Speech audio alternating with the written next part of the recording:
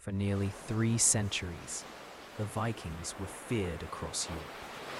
Ruthless raiders with dragon-headed ships, striking suddenly and vanishing like shadows. But their story is far richer than battles and bloodshed. It's a journey of survival, settlement, faith, and transformation. A world where salt, fire, and iron shaped not just nations, but the very soul of the North. Welcome to this deep dive into the Viking Age, a calm and immersive journey through history's most complex seafarers. If you love stories told with detail, patience, and respect for the facts, hit subscribe and turn on notifications. Join us as we sail beyond the myths into the true world of the Vikings. Long before the Viking name struck fear on foreign shores, long before the sails rose like wings above cold water, life moved in rhythm with the earth and sea. It was not a life of constant war or conquest, as so often told, but one of cold mornings, hard hands, and quiet persistence. In the north, in the deep valleys and along the fjords of what is now Norway, Sweden, and Denmark, the Viking world began not with swords, but with silence. Here, where the sun lingered low in the winter sky and refused to leave in summer, entire families lived in longhouses, sharing warmth and breath beneath thick wooden beams. These homes were built with curved timber ribs, almost like the hulls of ships, turned upward to shelter those waiting for the next spring. Inside, smoke clung to rafters. The air smelled of peat and dried fish. A fire burned at the center, not just for cooking, but for survival. Women worked. Not hidden, not silenced. They managed the farms, oversaw the slaves, and maintained the flow of food and cloth. A woman might not carry an axe to raid, but she held the keys, literally. A ring of keys hung from the belt of a married woman, a symbol of control over the household. Widows especially were powerful figures. If their husbands died, they didn't vanish into grief. They ruled the farmstead. Outside, the land was both generous and cruel. In the low valleys and near the coasts, barley and rye could grow. Sheep grazed on thin hillsides. Bees hummed in summer. But inland, life hardened. Soil turned rocky. Trees leaned under snow. Storms arrived from the sea without warning. In this world, the ocean was not a barrier. It was a road. The Norse did not fear the sea. They read it. The color of the waves, the flight of birds, the feel of the wind. It told them when to move, when to fish, when to stay home. Fathers taught sons how to read the water as one reads a scroll. And in time, this knowledge would birth ships unlike any seen before. But for now, the ships were small. They hugged the coast. They carried fish, tools, amber, furs. Trade moved slowly from settlement to settlement. Not just goods, but stories too. Tales of lands further west, of Irish monks on lonely islands, of vast rivers to the east, of gold and weakness in the kingdoms of the south. Such stories did not create greed. They created curiosity. The Norse worldview was not linear. There was no promise of eternal salvation or damnation. Life was a cycle: birth, strength, fading, death, and maybe rebirth. Their gods were not perfect. Odin, the All-Father, gave up an eye for wisdom. Thor fought, but also failed. Loki deceived, but sometimes saved. The gods mirrored the people. Unpredictable, strong, proud. Temples were made of wood, often beside trees or stones considered sacred. Blood offerings were common, from animals. Sometimes humans, but not out of mindless violence. The sacrifice was a gift, a negotiation. Life for favor. The blood mingled with the earth, just as sweat did in the fields. Time passed slowly. There were no clocks. The sun, the moon, and the labor marked the hours. Days grew and shrank. Winter was feared, not just for its cold, but for the hunger. Stores had to last. If the crop failed, there was no miracle, only slow starvation. And yet, even in hardship, beauty lingered. Intricate carvings marked the wooden doorways. Animals twined with symbols. Dragons stretched across brooches and knife handles. Wool was dyed in earthy reds, deep blues, and muted greens. Songs were sung, not for entertainment, but for memory. A good song could outlast a generation. Names were spoken with reverence. Ancestors mattered. The dead were not gone. They were simply out of sight. At night, the northern lights danced. Green fire rippled across the sky, and no one called it strange. It was simply the breath of the gods, arching above frozen hills and sleeping villages. There was no single moment when the Viking Age began. No trumpet sounded. No great leader rose to announce a new era. Instead, over years and decades, the winds changed. Young men who once stared across frozen bays began to ask, what lies beyond that grey line at the horizon? The ships grew longer, the sails strong. And far to the south, in a small monastery on the coast of England, monks copied manuscripts in peace, unaware that sails were being sewn far across the sea, under skies that never truly slept. In the year 793, the monastery of Lindisfarne, an island off the northeast coast of England, faced the sea as it always had. Monks walked slowly between stone walls, copying scripture, lighting candles, chanting psalms. Their world was quiet, unarmed. Faith filled the silence. And then came the oars. No one had seen such ships before. Long and thin, moving fast and low like predators in the surf. Painted hulls, carved prows that rose like dragons or serpents. Sails, blood red or earthy brown. Men poured from them, not an army, but a tide. Rough faces, leather tunics, axes in hand. The monks had no weapons. The monastery had no walls. The Norse came for one reason only, to take. They took gold, silver, holy books bound in jeweled covers. They took cups, crosses, candle holders, anything bright, anything valuable. Some monks they killed, others they left. What mattered was the speed. Strike, steal, return to sea. The news spread like smoke. Pagans from the north.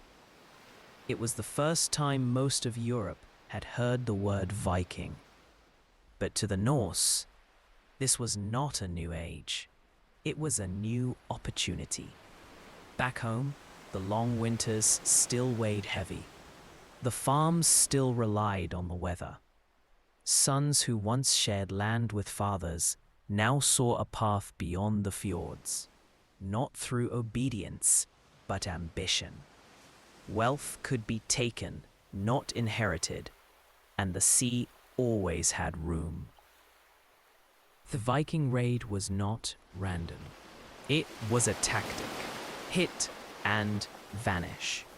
Find soft targets. Avoid armies. Take only what could be carried. The monks in Britain were not soldiers. They were keepers of relics and books. Valuable, unguarded, perfect. But it was not only Britain. To the west lay the Irish coast, scattered with monasteries and small kingdoms. Here too, the longships arrived. Not once, not twice, but again and again. From Dublin to Limerick to the Isle of Man, Viking raiders carved a dark trail into the early medieval world. Europe was not united. There were no walls stretching across kingdoms. The Norse exploited the chaos. They played one local lord against another. Sometimes they took, sometimes they traded. They were not just raiders. They were businessmen, and they learned quickly.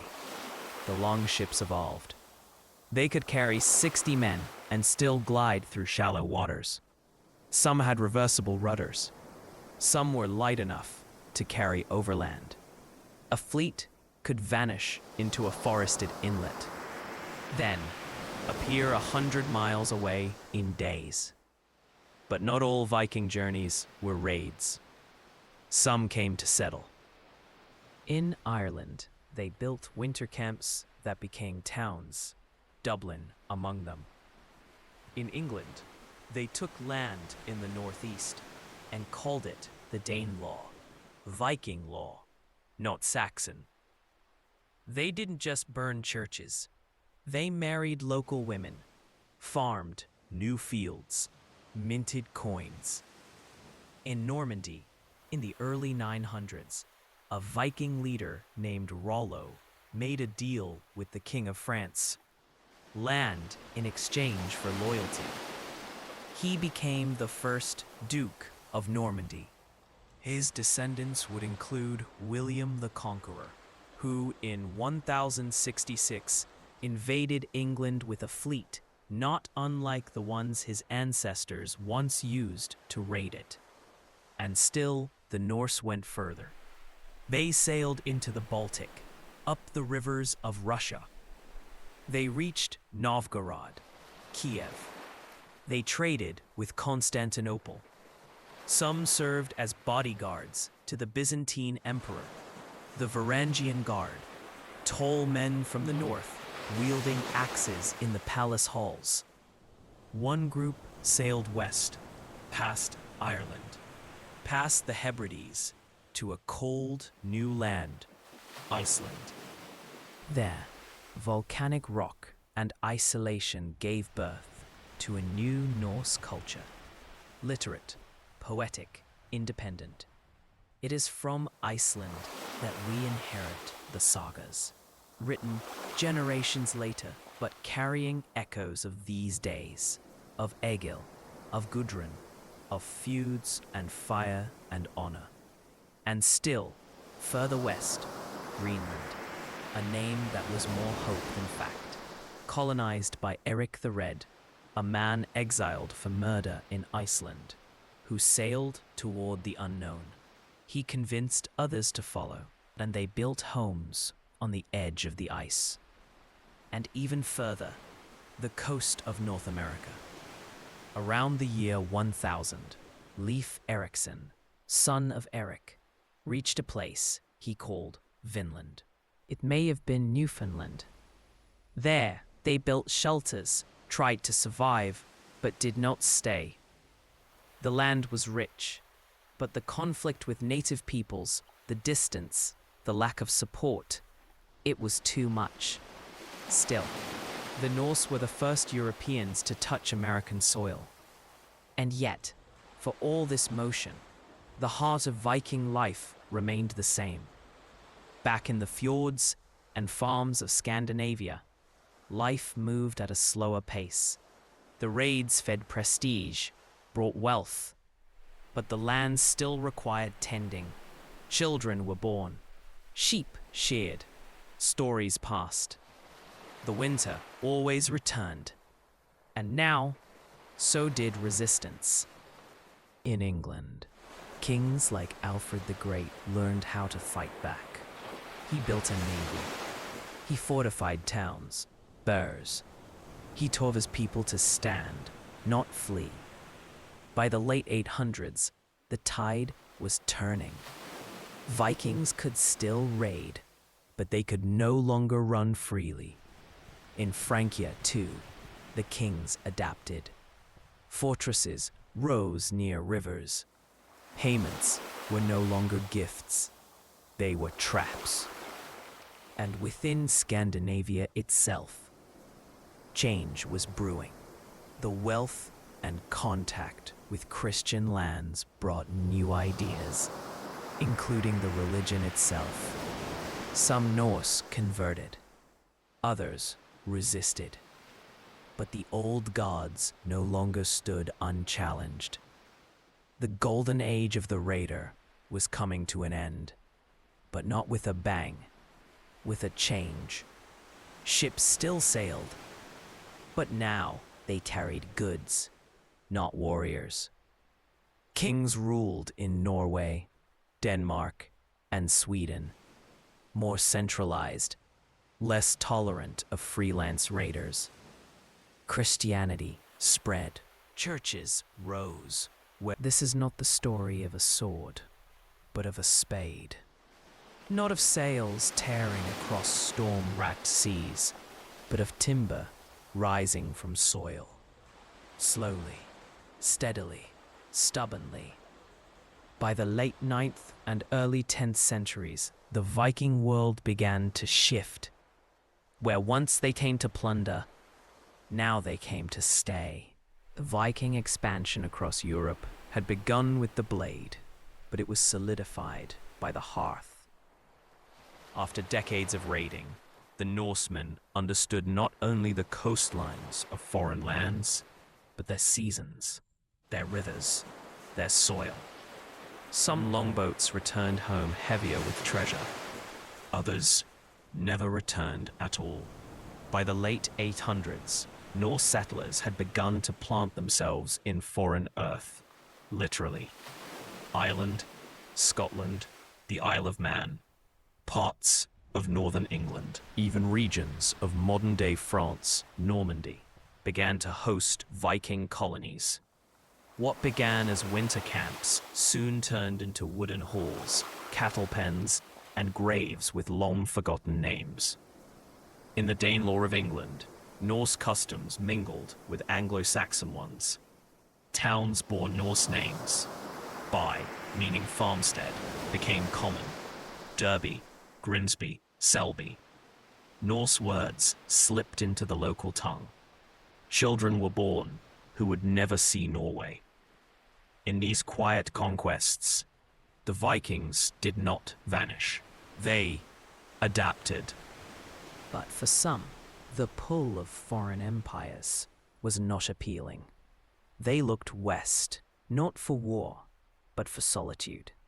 Around 874 CE, Norse settlers began to arrive in Iceland. Fleeing the rise of kings in Norway, particularly the iron-willed Harald Fairhair, these men sought freedom.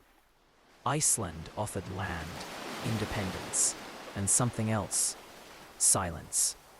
The climate was harsh, volcanic, unforgiving. Forests were thin.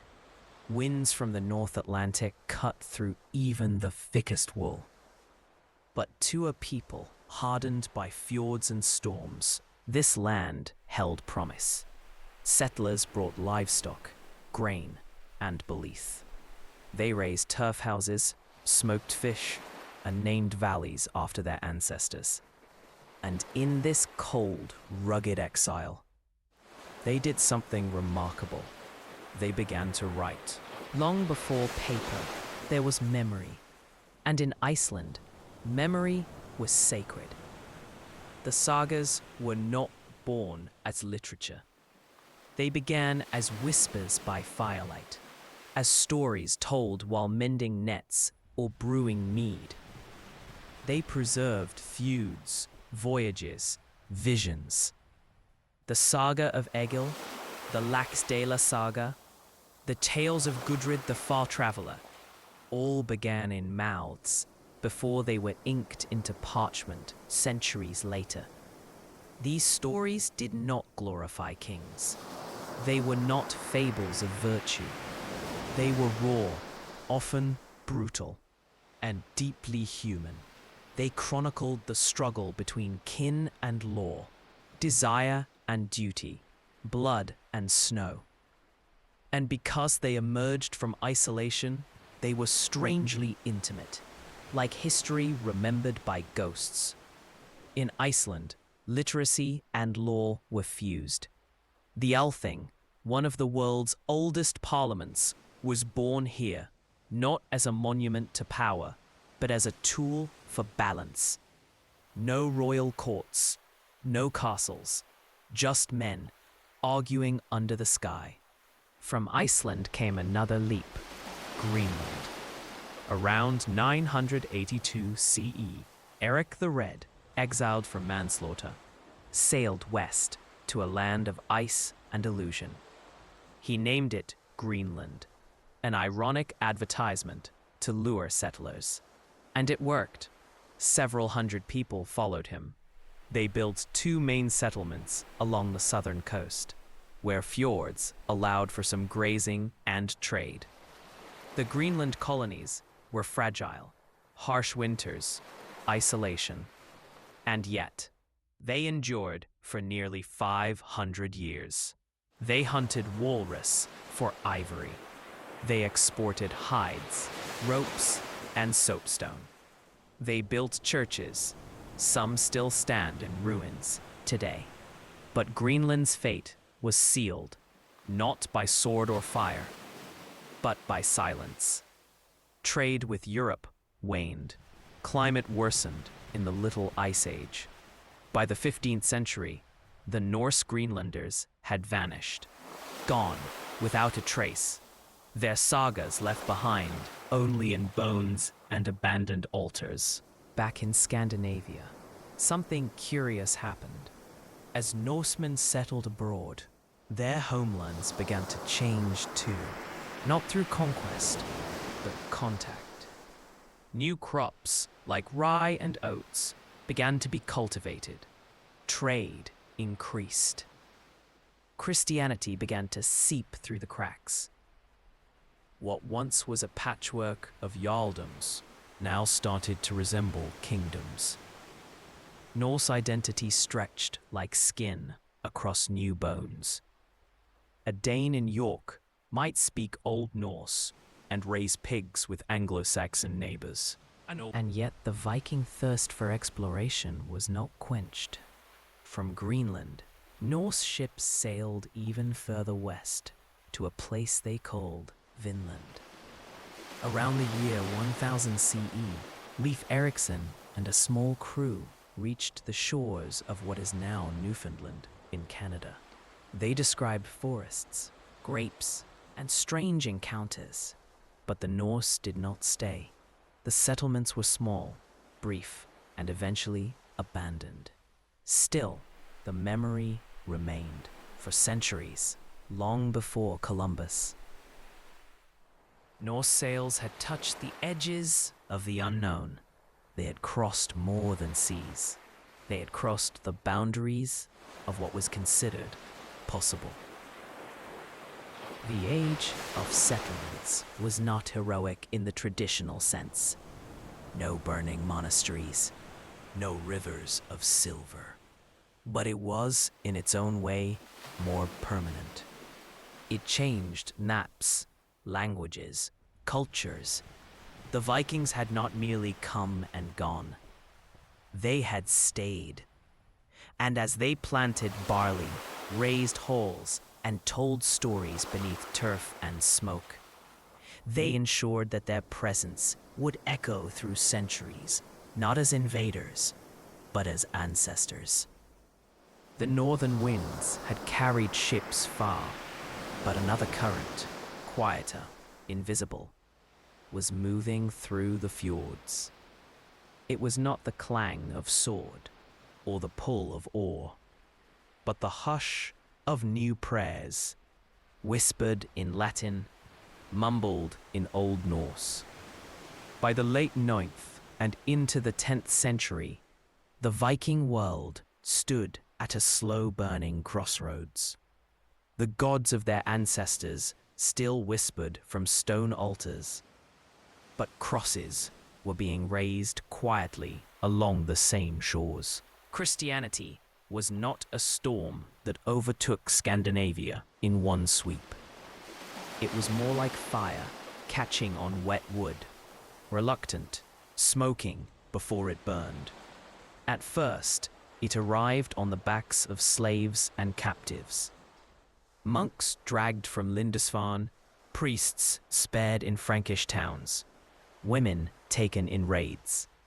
They brought no armies with them, only symbols, a carved cross, a murmur of psalms in the dim light of winter. And yet it caught on. By the early 10th century, some Viking leaders saw more than spiritual allure in this foreign faith. Christianity offered a kind of legitimacy in the eyes of European monarchs. To be baptized was to be accepted, not only into a faith, but into a system of diplomacy, trade, and alliance. One of the earliest notable converts was Harald Klak, a Danish king of uncertain standing, who accepted baptism in 826 in Mainz, with the support of the Carolingian Emperor Louis the Pious. His motives were not purely religious. Like many leaders of the time, he sought Frankish support to bolster his claim in Jutland. His baptism was political theatre, cloaks, incense, and the solemn pouring of water on a man who likely still sacrificed horses in private. But the seeds had been sown. Harold Bluetooth, a century later, would go further. Sometime in the 960s, Bluetooth declared that he had united all of Denmark and had converted the Danes to Christianity. He raised the famous Yelling Stone to commemorate the event, its runes carved boldly, its cross unmistakable. Yet even in his declaration, the old gods remained in the soil. In rural communities, change did not come through edict. Villages nestled in Norway's mountain valleys or along Sweden's icy rivers held to their rights. Thor's hammer still hung from necks. Offerings of grain and blood continued in sacred groves. The Christian god at first was added to a pantheon, not installed in place of it. Churches were often built on old sacred sites, literally over the bones of older belief. Burial customs shifted slowly. For a time, some graves showed both pagan and Christian elements.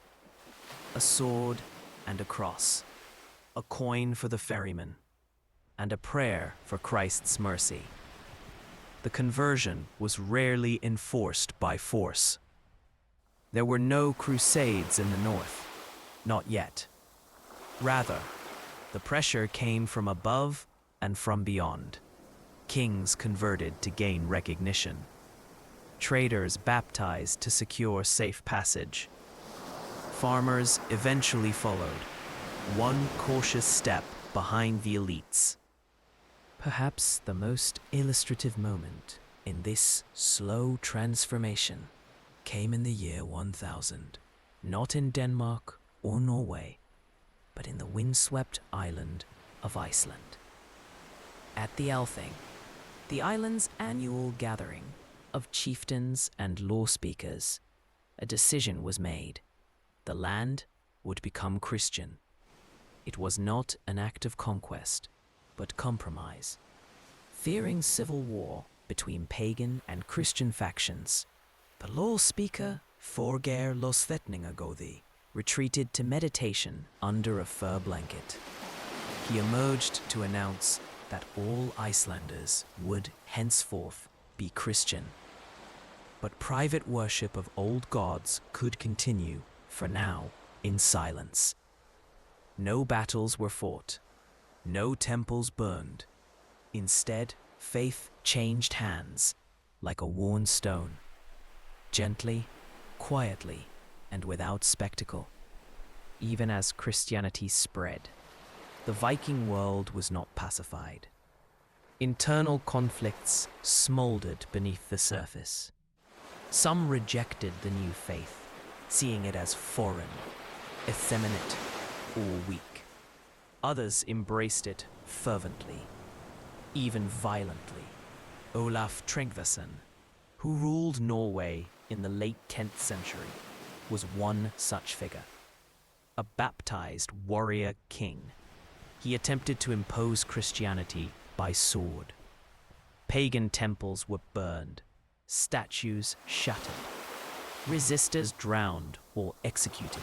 His reign was brief but dramatic, ending at the Battle of Svolder in 1000. His legacy remained divisive. A saint to some, a traitor to others. Faith had become more than personal. It was now political, cultural, and at times a cause for bloodshed. With Christianity came written language. Latin letters began to replace runes, and history shifted from stone to parchment. Monks, often former enemies, began recording the sagas and histories of the Northmen.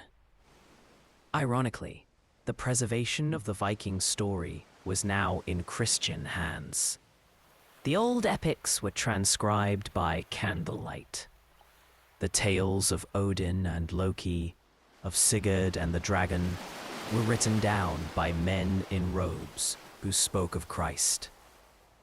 In their ink, the Viking world began to fossilize, and with writing came administration. The church brought structure, parishes, tithes, ecclesiastical law. Slowly, the scattered tribes of Scandinavia began to resemble kingdoms. By the early 11th century, crosses hung in longhouses where mead had once been poured for the gods. The transition was not total, nor uniform. In some places, beliefs in the old ways lingered for generations. In others, Christianity took hold with startling speed. But the effect was clear. The Viking world had entered a new phase. Where once the longship had been a symbol of terror and exploration, now it often carried missionaries, merchants, and pilgrims. The North, once feared as the edge of the known world, was becoming part of Christendom. The conversion of the Vikings was not an end, but a transformation. Their gods faded not with a scream, but with a sigh. Fire gave way to prayer, sagas to scripture, yet traces remained. In language, in law, in the bones of churches built on sacred soil, in names passed down, Thorsten, Freya, Ulf. The old fire burned low, but its embers lived on in story and blood.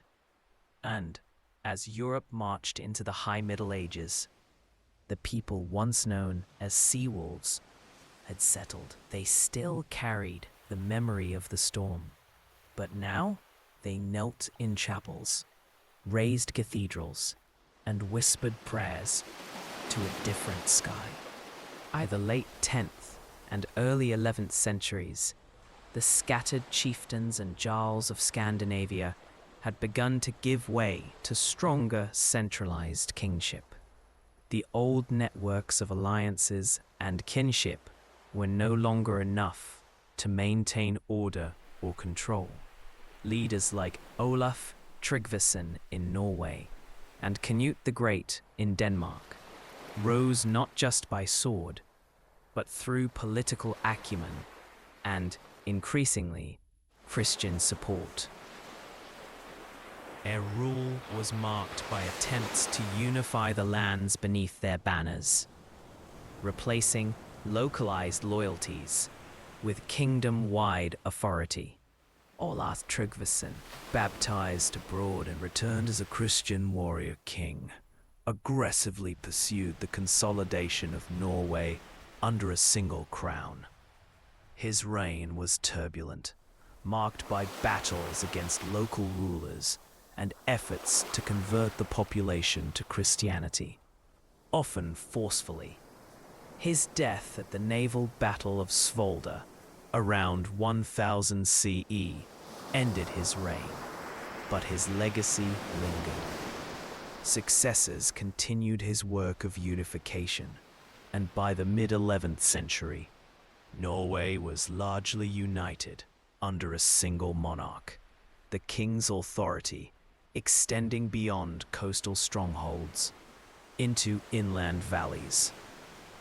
Denmark's ascent culminated with Canute the Great, reign 1016 to 1035, who not only ruled Denmark, but conquered England and parts of Norway. His reign marked the height of Viking power, with an empire stretching across the North Sea. Canute's rule was characterized by pragmatic governance, balancing Norse traditions with the Christian Church and Anglo-Saxon administrative systems. He worked to secure his rule through marriage alliances and diplomacy. Not just warfare, Sweden's path to monarchy was more gradual and less centralized during this period. The Svea kings held power around Lake Mälaren, but much of the eastern and northern lands remained under local chieftains. Christianity arrived here more slowly, blending with local beliefs. By the 11th century, Sweden began to organize politically, but it would be later centuries before a fully centralized monarchy emerged. The year 1066 is often marked as the symbolic end of the Viking Age, largely due to the Battle of Stamford Bridge. Harald Hardrada, the King of Norway, invaded England with a large force, aiming to claim the English throne. His army was defeated by King Harold Godwinson, ending the last great Viking invasion of England. Later that year, William the Conqueror, himself a descendant of Viking settlers in Normandy, invaded England, beginning a new era. The Viking Age did not end with sudden collapse, but a transformation. Viking culture, language, and political structures did not vanish, but evolved into the medieval kingdoms of Scandinavia. Kings wielded more authority. Christianity was entrenched, and Viking raids faded as Europe stabilized. Yet, the Viking legacy remained, in lore, art, and memory. Monuments like the Jelling Stones in Denmark stand as silent witnesses to this transition. Runic inscriptions that mark both pagan past and Christian future. The sagas, written down in Iceland centuries later, preserve stories of kings and warriors, mixing history and legend. The last kings of the Viking Age laid foundations for the nations that would emerge in Northern Europe, shaping a future far beyond their own time. As the swords were sheathed and the longships returned to calmer waters, The lands once thundered with raids and war became quieter. The Viking Age had passed, not with a clamor, but a fading echo. The seas remained, the fjords stood tall, but the world had changed. Though the age of raids and conquests ended, the Viking presence endured in unexpected ways. Towns like Dublin, York, and Novgorod grew from Norse settlements into vibrant medieval cities. Names given by Viking settlers ending with by, Thor, or Ness still mark the maps of Britain and Ireland. In Scandinavia, the kingdoms forged in fire evolved. Laws codified, churches built, and languages blended. Old Norse words entered English and other tongues, testifying to centuries of contact and exchange. Archaeology tells stories where texts remain silent. Buried beneath layers of earth and ice, Viking graves reveal warriors, women, and children laid to rest with their possessions. Ships buried whole, jewelry fashioned with intricate skill. The bones speak of harsh lives, arthritis from hard labor, wounds from battle, diets harsh but varied. The Vikings were not monsters, but people, resilient, adaptable, and complex. Long after the last chieftains fell and kingdoms rose, the Vikings lived on in memory and myth. The Icelandic sagas, preserved in manuscripts, weave tales of gods and heroes, of voyages and vengeance. These stories inspired generations, shaping how the world remembers the Vikings as fierce warriors, explorers, and settlers. The truth is never simple, but it is always human. Modern genetics reveals Viking footprints in unexpected places, from the British Isles to Eastern Europe. The mingling of peoples, once feared and reviled as invaders, created new identities. In the DNA of millions today, the legacy of the Vikings endures, a reminder that history is not just in books, but in bodies and blood. As the aurora borealis dances over the fjords, it carries stories older than kingdoms. The Vikings may have sailed away, but their spirit of curiosity, resilience, and connection to the wild remains. The ice remembers.